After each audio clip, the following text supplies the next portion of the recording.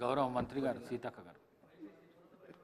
అధ్యక్ష, తెలంగాణ 4 కోట్ల ప్రజల ఆకాంక్ష, 60 సంవత్సరాల పోరాటం, వీటన్నింటినీ గుర్తుపెట్టుకొని మరి తెలంగాణ ప్రజల ఆకాంక్ష, ఆత్మగౌరవాన్ని గుండెల్లో పెట్టుకొని తల్లి సోనియా గాంధీ గారు మనకు ఈరోజు తెలంగాణను ప్రకటించిన సందర్భంగా వారి బర్త్డే కూడా ఈరోజే ఉండడం మనందరికి కూడా చాలా సంతోషం.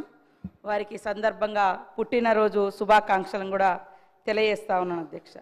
ఈరోజు జరుగుతున్నటువంటి విగ్రహావిష్కరణ కార్యక్రమాన్ని ఆయా పార్టీలు వాళ్ళ సొంత ఎజెండాను ఈ విగ్రహం చుట్టూ, ఈ తల్లి విగ్రహం చుట్టూ రాజకీయాన్ని చేస్తున్నటువంటి పరిస్థితి మనం చూస్తూ ఉన్నాం. ఈనాడు పెడుతున్నటువంటి తల్లి తెలంగాణ విగ్రహంలో మరి తెలంగాణ ప్రజల అస్తిత్వము, ఆత్మగౌరవం, పోరాటము, శ్రమైక జీవన మరి రూపము, ఆశీర్వాదం, తల్లి యొక్క బ్లెస్సింగ్స్ ఇవన్నీ కలగలిసినటువంటి నిండు రూపము తెలంగాణ తల్లి రూపము ఈరోజు మనం ఆవిష్కరించుకోవడం కూడా చాలా సంతోషం అధ్యక్ష. ఇందాక బీజేపీ వాళ్ళు కానీ బయట బీఆర్ఎస్ వాళ్ళు కానీ మాట్లాడుతున్నది తెలంగాణ తల్లి విగ్రహాన్ని మారుస్తున్నారని. అయ్యా, ఇప్పటి వరకు అధికారికంగా 10 సంవత్సరాల కాలం నుంచి మరి ఎక్కడైనా అధికారికంగా తెలంగాణ తల్లి విగ్రహాన్ని ఆవిష్కరింపచేసిర్రా? కేవలం వాళ్ళ పార్టీ రూపాలు, వాళ్ళ జెండా రూపము, మరి కేటీఆర్ చెల్లికి దేవతా విగ్రహ రూపాన్ని ఇచ్చుకుంటే ఎట్లా ఉంటుందో ఆ రకమైనటువంటి విగ్రహాలను వాళ్ళు పెట్టుకొని దాన్ని తెలంగాణ తల్లిగా వాళ్ళు ఇన్ని రోజులు ప్రజల మీద రుద్దిండ్రు. కానీ ఈరోజు మనము పెట్టుకునేది సాటి తల్లులు, చెల్లెలు, అమ్మలు ఎట్లా ఉంటారో, తెలంగాణ బిడ్డల యొక్క అస్తిత్వం ఎట్లా ఉంటుంది అనే రూపాన్ని మనం ఈరోజు ఇచ్చుకోవడం జరుగుతూ ఉంది. 10 సంవత్సరాలైనా కూడా వాళ్లకు కనీసం ఒక తల్లి విగ్రహాన్ని ఏర్పాటు చేసుకుందాం అనేటువంటి ఆలోచన రాలేదు. కనీసం మరి నిండు గుండెల నిండా పాడుకునేటువంటి జయ జయ తెలంగాణను ఒక రాష్ట్రీయ గీతంగా ఏర్పాటు చేసుకుందాం అనేటువంటి ఆలోచన వాళ్ళకు రాలేదు. ఈరోజు అవి మనం చేస్తూ ఉంటే మాత్రం అడ్డుకుంటా ఉన్నారు. మనం విన్నట్టుగా గుండెల మీద, నెత్తి గుండుల మీద కూడా మా సోదరులు కానీ సోదరిమణులు కానీ అంటే రకరకాలుగా టీజీ అని పెట్టుకుంటే మాత్రం వాళ్ళ పార్టీకి వచ్చే విధంగా బీఆర్ఎస్ పార్టీ వాళ్ళు టీఎస్గా మార్చుకున్నారు. మరి తెలంగాణ ఉద్యమంలో టీజీ అని పెట్టుకున్నది వాళ్ళ అధికారానికి రాగానే వెంటనే టీఎస్గా మార్చుకున్నప్పుడు మా సోదరులు ఎవరు కూడా మరి వాళ్ళే అధికారంలో ఉన్నారు, కేంద్రంలో ఇక్కడ కూడా ఉన్నారు బీజేపీ వాళ్ళు, కనీసం మాట్లాడలేకపోయారు. ఈరోజు ప్రజల ఆకాంక్షను ఆవిష్కరింపజేసే విధంగా జరుగుతున్న దాన్ని మాత్రము రాజకీయం చేస్తున్నారు. ముఖ్యంగా మేము తెలంగాణ కోసమే పుట్టినాం, తెలంగాణ కోసమే చేస్తామని చెప్పినటువంటి ఈనాటి బీఆర్ఎస్ పార్టీ తెలంగాణ పేరుతోటి అధికారంలోకి వచ్చిన తర్వాత ఇక ఈ రాష్ట్రంలో మాకు ఎదురేం లేదు, ఇక మేము దేశమంతా వ్యాపిస్తాం కాబట్టి భారత రాష్ట్ర సమితి అని కూడా తెలంగాణ అనేటువంటి పదాన్ని కూడా వాళ్ళు తొలగించారు. వాళ్ళు ఇవాళ మళ్ళీ తెలంగాణకు వ్యతిరేకం, తెలంగాణ అస్తిత్వానికి వ్యతిరేకం. అయ్యా, వేరే వాళ్ళు పాట రాస్తే మీరు రాష్ట్రీయ గీతంగా మనసు ఒప్పలేదు పెట్టడానికి. కనీసం ఒక్కరోజు కూడా స్కూళ్ళల్లో, బళ్ళల్లో, గుళ్ళల్లో ఎక్కడ కూడా ఆ యొక్క గీతాన్ని మీరు వినడానికి కూడా ఇష్టపడలేదు. ఈరోజు మా అందరికి గర్వంగా కూడా ఉంది. ఎక్కడ వెళ్ళినా కూడా ఫస్ట్ జయ జయ తెలంగాణ అని ఒక దళిత బిడ్డ రాసినటువంటి పాటను మేమందరం కూడా వింటుంటే నిజంగా మనసు పులకరిస్తూ ఉంది.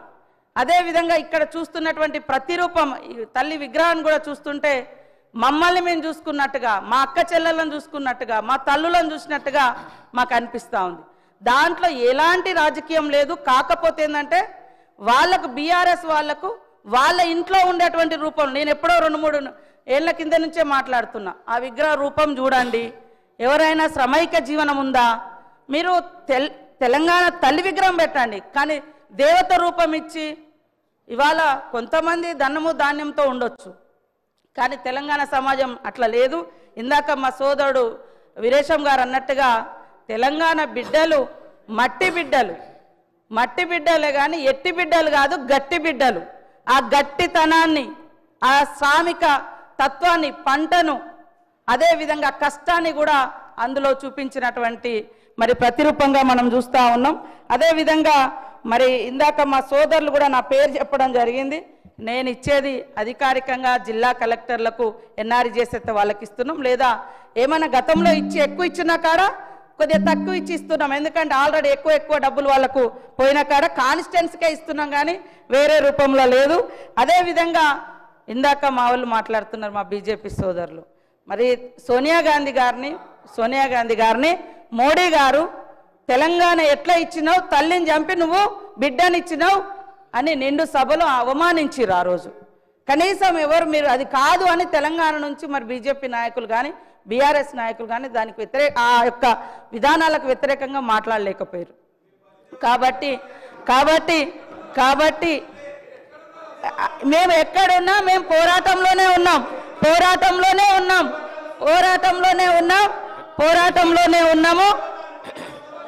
1200 మందిని 1200 మంది అని ఆ రోజు కేసీఆర్ అని ఆయన అధికారానికి వచ్చినాక మళ్ళీ 400 మంది కుదించారు. కనీసం మీరైనా ఇవ్వలేదు. ఎక్కడ ఉన్నామనేది అంటే మేము ఎక్కడున్నాం, ప్రజలలో ఉన్నాం, పోరాటంలో ఉన్నాం. తెలంగాణ ఉద్యమంలో నేను కూడా జైలు వేసిన 7 రోజులు ములుగు కేంద్రంగా నిరాహార దీక్ష కూడా చేసినాం.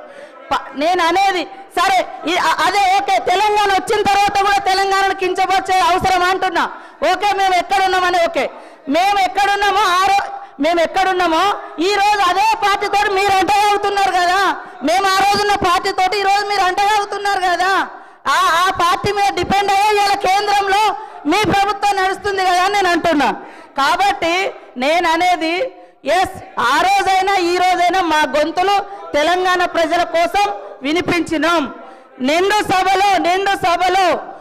సభలో సోనియమ్మను పట్టుకొని కాంగ్రెస్ను పట్టుకొని మీరు తల్లిని చంపి తెలంగాణ ఇచ్చింది ఇది కరెక్ట్ కాదన్నప్పుడు ఇవాళ ఏం మాట్లాడుతున్నారు, ఈరోజు ఏం మాట్లాడుతున్నారు? కాబట్టి ఇవాళ రాజకీయాలలో వేరే రకం కేంద్రంలో పార్లమెంట్ వేదికగా మాట్లాడితే మీరు ఎందుకు మాట్లాడలేదు? పార్లమెంట్ వేదికగా 10 ఏళ్లలో జాతీయ గీతం రాకుండా రాష్ట్రీయ గీతం రాకుండా మీరు ఎందుకు మాట్లాడలేదు? కాబట్టి ఇవాళ తెలంగాణ ఇవ్వడాన్ని మీరు వ్యతిరేకించారే, తెలంగాణ ఇవ్వడాన్ని మీ మోడీ గారు వ్యతిరేకించారు. తెలంగాణ ఇవ్వడాన్ని మీ మోడీ గారు వ్యతిరేకించారు. కాబట్టి అధ్యక్ష కాంగ్రెస్ ప్రభుత్వం అధికారంలోకి వచ్చిన నాటి నుండి కాంగ్రెస్ ప్రభుత్వం అంటేనే మహిళల్ని గౌరవించే ప్రభుత్వం. ఇందిరాగాంధీ గారి కాడ నుంచి ఈ రోజు మహిళలకు ఇచ్చేటువంటి సంక్షేమ పథకాలన్నీ కూడా మహిళలను ఏ సమాజం అయితే మహిళ అభివృద్ధి జరుగుతుందో ఆ సమాజం అభివృద్ధి చెందినట్టుగా ఏదైతే మనం కొనబద్ధంగా తీసుకుంటామో ఆ విషయాన్ని మరి డాక్టర్ బిఆర్ అంబేద్కర్ గారు చెప్పిన పద్ధతిలో ఈనాటి గవర్నమెంట్ కూడా మహిళల యొక్క సంక్షేమం కోసం మొదటి నుంచి లాస్ట్ ఇయర్ ఇదే డిసెంబర్ 9th రోజు ఇదే అసెంబ్లీ వేదికగా ఇదే అసెంబ్లీ పక్కన మరి ఉచితంగా బస్సు ప్రయాణాన్ని కూడా మనం మహిళలకు ప్రారంభించిన రోజు అధ్యక్ష. ఈ రోజు వరకు 4,000 కోట్ల రూపాయలను ఉచిత బస్సు ప్రయాణానికి మనం ఖర్చు పెట్టడం జరిగింది.